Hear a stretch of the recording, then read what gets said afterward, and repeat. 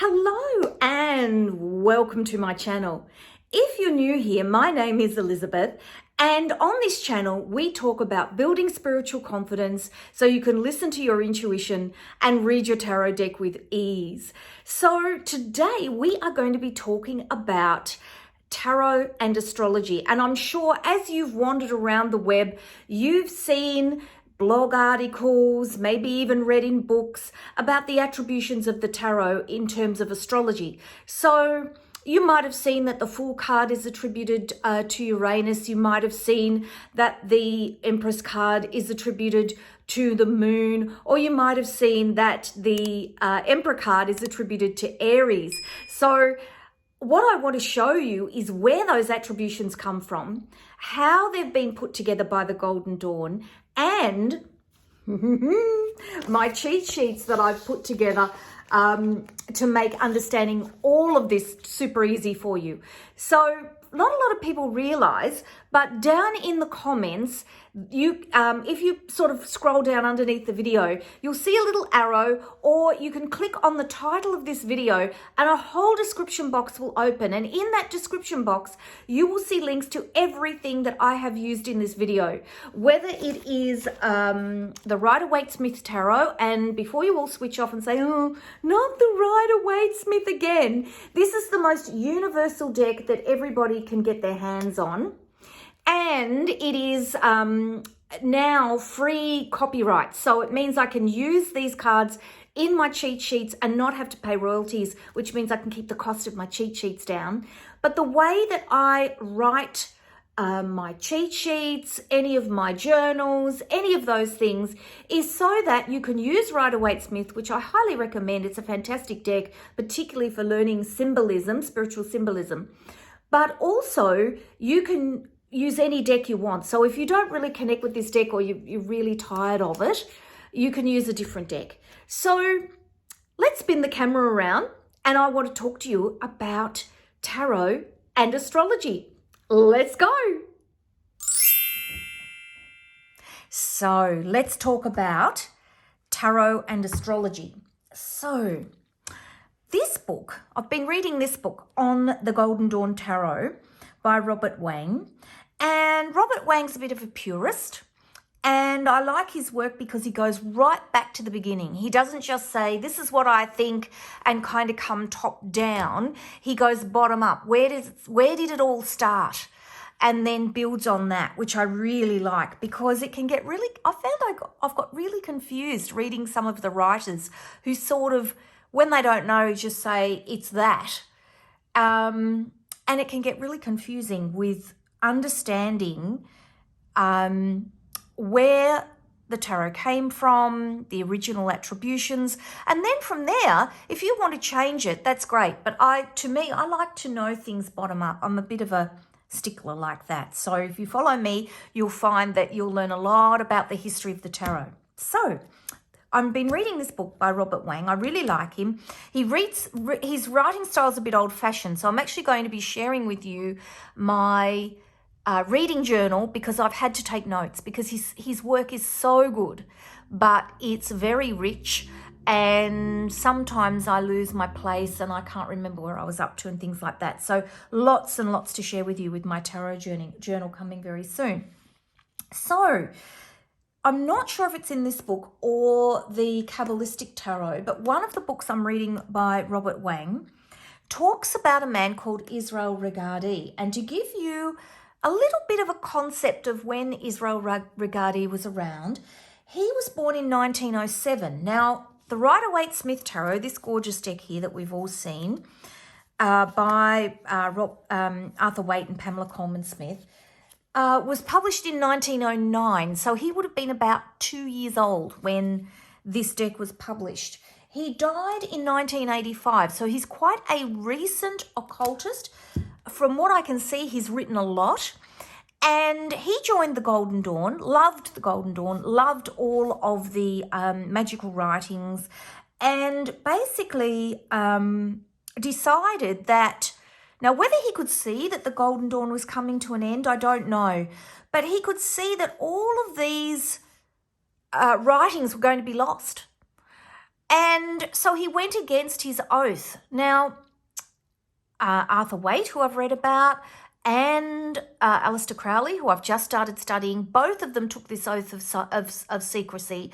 Both of them created decks, and both of them did things to conceal some of the information and hide some of the information in their decks. So it was a really serious thing, And MacGregor Mathers, who was one of the founders of the Golden Dawn, but essentially became the person of the Golden Dawn, highly charismatic man, used to do these amazing initiation ceremonies, and it was all very serious. But Israel could see that this information was going to be lost. So he published the documents for the tarot and many other documents, and he was highly criticized for it. So these are the original documents of the Golden Dawn that are in the back of the Golden Dawn Tarot book. And you can see that there is a list here. And the list here shows the decan, and it shows the attribution for each one of the cards. So if we go through, you've got all of the minor arcana and then the major arcana with their names and their letter attributions and their planet or astrological sign. And I thought, wow. And I started doing some reading. And as I did some reading, I realized that if we know the planetary attribution of a card or the astrological attribution, we can get some timing from the astrology. And I thought, oh, this is even more amazing. So not just understanding the attribution of the planet, we can actually understand, which helps us understand the cards, we can actually get some timing out of this. And the more I looked at it, the more excited I got. And so I created an astrological wheel here. And if we look here on the astrological wheel, so let's look for the Fool card. I know this is very small, but I'll show you something in a minute. So the Fool card is here. And the Fool card is ruled by Uranus. And the Star card is ruled by Aquarius. You've then got the three minor arcana cards that sit in Aquarius. And then right out here, you've got the Sword card. Now, the Sword card sits partially in Capricorn and partially in Aquarius. And that's because the Sword card, the Knight of Swords, so all the Royal Arcana sit around the outside, pulls the astrological sign around, moving widdershins or anti-clockwise around the Wheel of Life. So if we look here, you can see I've put the planetary attributions of the cards in here. I've put the astrological attributions here, the minor arcana sitting around here, the Royal Arcana here, and then outside you can see there is an ace and a page, and that is because the ace rules this space or quadrant of the Wheel of Life through the page. So they sit outside the wheel and all the cards have a place on here. And I thought, wow, that's pretty cool. So I made a chart because we always need a cheat sheet, of course. So I hope you can see, I'm just double checking you can see what I'm doing. So so if we look here for the Fool, you can see the Fool here is ruled by the planet Uranus. It is attached to the Star card.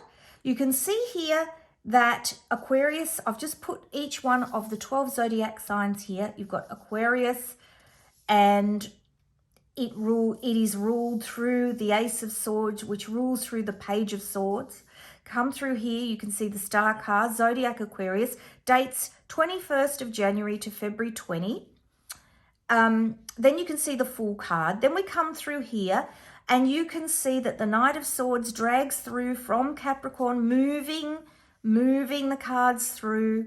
You've got your 3 swords cards here, 5 of swords, 6 of swords, 7 of swords. You've got their planetary sub-rulers. You've got the decans. Now, what are decans? Decans were devised by astrologists just to break up the astrological signs, so that if you want to get into detail about the attributions of that astrological sign, you can look at the first 10 days, the second 10 days, and the third 10 days. Now, the dates are pretty arbitrary because they have to allow for the fact that they have to fit into 365 days or 366 days if there is a leap year, and it doesn't quite fit. So the dates are quite arbitrary. And then this timing that I've come up with is based on really the meaning of the planet and the meaning of the sign. So I've come up with some consistent timings that I've put down onto this chart. If you want to see it a little bit more clearly, we'll turn it up the right way.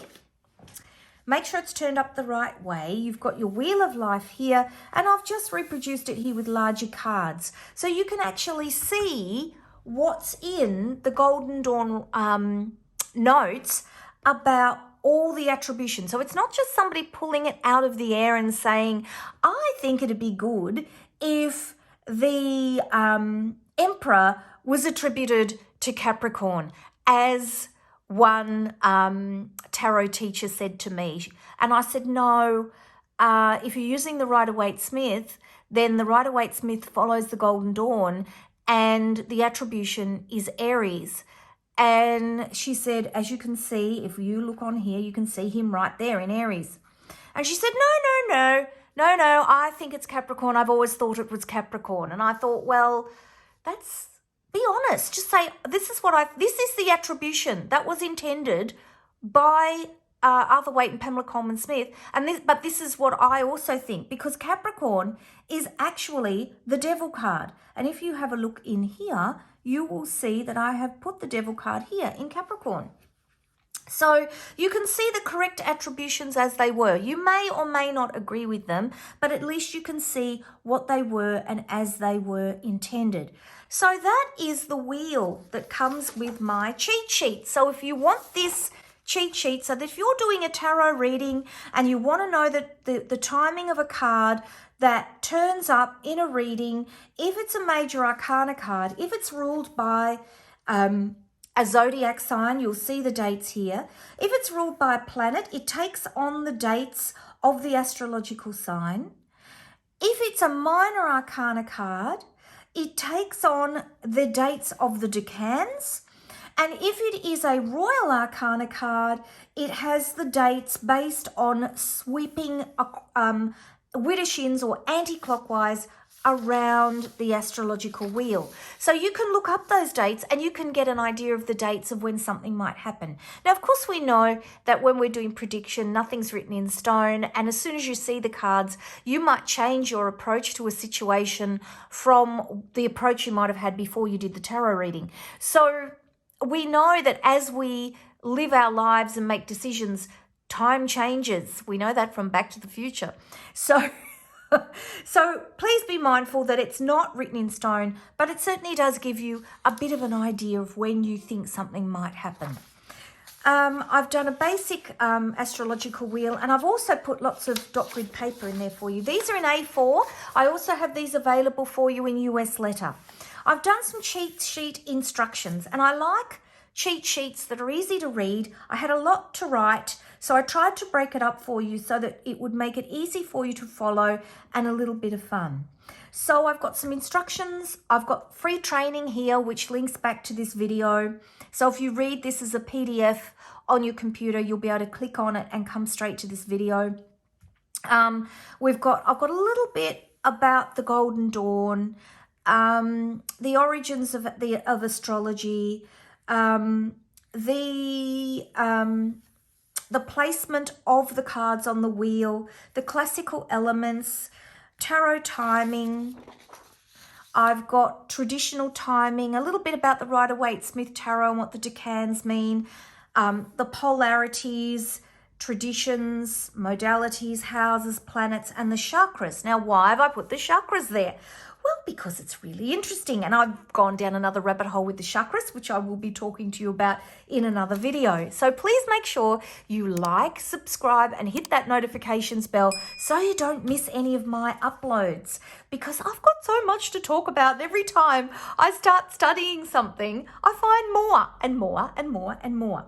If you would like these cheat sheets, the link is down in the comments. And of course, if you would like to not miss out on any of my goodies, please subscribe to my newsletter. I have both free things and also cheat sheets in my Etsy shop that you can purchase. I've done a little bit of a description of timing with the Royal Arcana, because they are quite complex in timing, because they work with the elements. So I've got a description of that in there for you to read, a little bit about the planetary timing and the meanings that I've attributed, a little bit about the modalities and timing.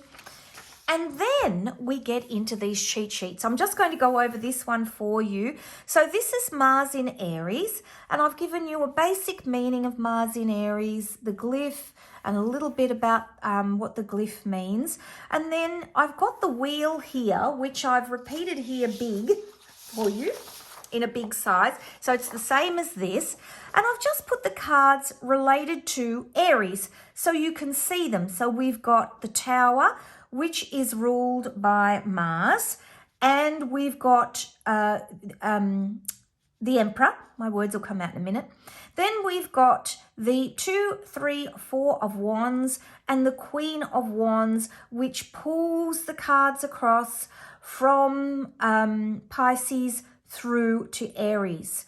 So I've got on this cheat sheet, I actually really enjoyed making these. You've got the wheel, just with those cards, so to help you isolate. So I've got all of the astrological signs with the cards, so you can see them actually move across the wheel. So we go to Taurus, and then Gemini, etc., and you can see them move around. So we move anti-clockwise around the tarot wheel, the Wheel of Life. I've got the cards here with their dates. We've got a little bit about the astrological sign, because understanding the astrological sign helps us understand these cards. So a little bit about the polarity and why that's important. Color, the chakra, which I found fascinating, and I am going to be delving deeper into these. There is an ebook in my Etsy shop called Tarot and Intuition. I might put that also as a link in the comments that you can go and have a look. And it delves into the chakras, more about understanding how you can use the chakras with tarot in order to have a little bit more of a sense of what the cards mean, and delving into your own intuition. So there's a quiz in there where you can look at what your intuitive talents are and things like that. So I'll link that down the bottom as well. A little bit about the first house, and also about the planet, so that you can start to get a feel for Mars in Aries as a whole, and how it might relate to the cards, and where the cards sit on the astrological wheel, and also the dates. So I've put usually under the dates too, and there's a reason for that, because if you go out into the web, you will see that the dates vary a little bit, and that's because, as I explained, they don't quite fit. The planets move, and it depends upon when the person actually puts the dates together as to where the planets are, as to where they sit. And they vary by about 24 hours, by about a day. I've put the dates across the top, and then you've got a dot grid page on the back, and I would encourage you to scribble to your heart's delight. I'm going to be doing a video on how to learn the tarot, and we all have different learning styles, and the more you can incorporate all those learning styles, the more the cards will stick. So that's my tarot in astrology. I hope that was really helpful to you in terms of understanding why we have these attributions, what the attributions mean, and how they were developed by the Golden Dawn, placing the cards on the astrological wheel. Take care, everybody, and I hope to see you in another video. Bye-bye.